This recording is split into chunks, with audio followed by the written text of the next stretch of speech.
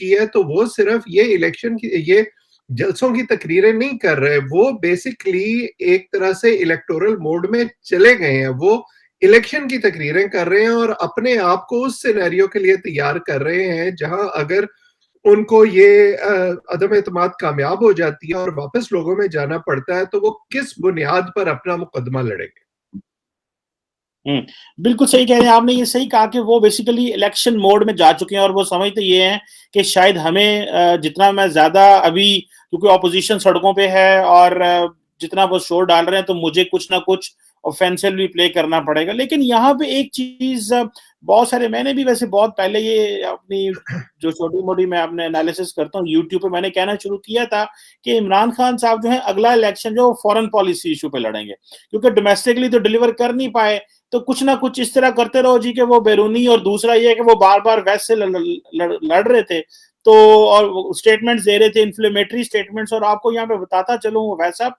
कि इमरान खान साहब ने 3.5 साल के टेन्योर में एक भी यूरोप का विजिट नहीं किया, स्वाय एक दफा वो स्विट्जरलैंड, किसी अफगानिस्तान और वर्ल्ड इकोनॉमिक फोरम के हवाले से 1 या 2 दफा गए थे, वो भी सिर्फ और काम था अपना, यानी कि पाकिस्तान की तरफ से रिप्रेजेंट ही नहीं किया। बट एनी हाउ, एक जो क्वेश्चन मैं आपसे करना चाहता हूं वो ये है,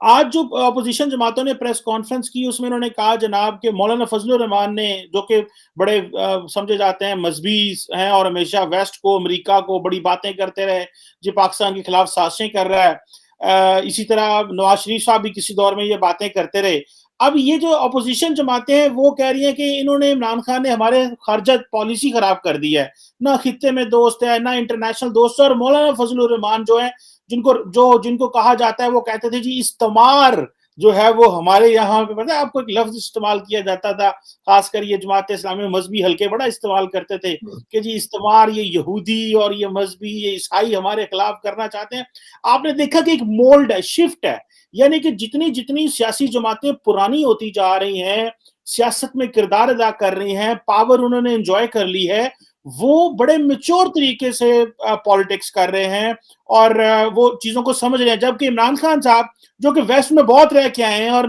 नई सियासत में आए हैं, वो वेस्ट के खिलाफ बात कर रहे हैं। मैं ये नहीं कह रहा कि अगर कोई भी मुल्क हमारे खिलाफ काम करे या किसी मुल्क के नेशनल इंटरेस्ट खिलाफ बात करे तो बात करनी चाहिए, बट जिसे कहते हैं ना, फ्रॉम नोवेयर आप किसी को दुश्मन बनाए गैर जरूरी तौर पे क्योंकि आप इलेक्शन जीत जाएं, तो ये तो अच्छी चीज नहीं है। सो इसको जरा बताइएगा कि मजहबी जमातों का या ऑपोजिशन का प्रो वेस्ट होना, नई सियासी जमात का एंटी वेस्ट होना, क्या ये इसका ताल्लुक जो है वो मेच्योरिटी से है, या आप समझते हैं कि कल को ये बस सारे पॉलिटिक्स ही करते हैं, और खास करके मजहबी जमातों के जो है वो प्रेगमेटिक और प्रो जो है वो इस तरह के स्टेटमेंट के वाले से? नहीं, मुझे नहीं लगता कि मौलाना फजलुर रहमान की स्टेटमेंट का ताल्लुक किसी प्रैग्मेटिज्म से या मेच्योरिटी से है। इसका ताल्लुक सिर्फ पॉलिटिकल एक्सपीडियंसी से है कि इस मौके पर हम किस चीज को किस तरीके से इस्तेमाल कर सकते हैं। और वो ना सिर्फ अब, क्योंकि यही मौलाना फजलुर रहमान माजी में इमरान खान साहब पर यहूदी एजेंट होने का इल्जाम भी लगाते रहे हैं, यही मौलाना फजलुर रहमान खैबर पख्तूनख्वा में जब इलेक्शन लड़ते हैं तो उसमें मजहबी कार्ड बड़े जोशो खरोश से इस्तेमाल करते हैं। लेकिन इस मौके पर उनके ये कहने के दो मकासद है। एक तो ये कि जाहिर है कि वो पब्लिक में और मीडिया में एक केस बिल्ड करना चाहते हैं इमरान खान साहब के खिलाफ, तो उस तर्किश में जो भी तीर उनके पास होगा वो उसको दाग देंगे। दूसरा मसला ये है जो, और आई एम श्योर के इस हवाले से आपके पास भी मालूमात होंगी, कि फॉरेन पॉलिसी पाकिस्तान की तारीख में एक बड़ा टची सब्जेक्ट रहा है, खासतौर पर हमारी एस्टैब्लिशमेंट के लिए। और ये जो खास तौर पर इमरान खान साहब की पोस्चरिंग है रूस के हवाले से, और वो जिस तरह उसको अपने जलसों में इस्तेमाल कर रहे हैं, मुझे ये लगता है कि कहीं ना कहीं इस हवाले से थोड़ी बहुत फ्रिक्शन इमरान खान साहब की और एस्टैब्लिशमेंट के दरमियान जरूर मौजूद है, और उसकी भिनक मौलाना फजलुर रहमान साहब को भी जरूर होगी। सो जहां एक तरफ वो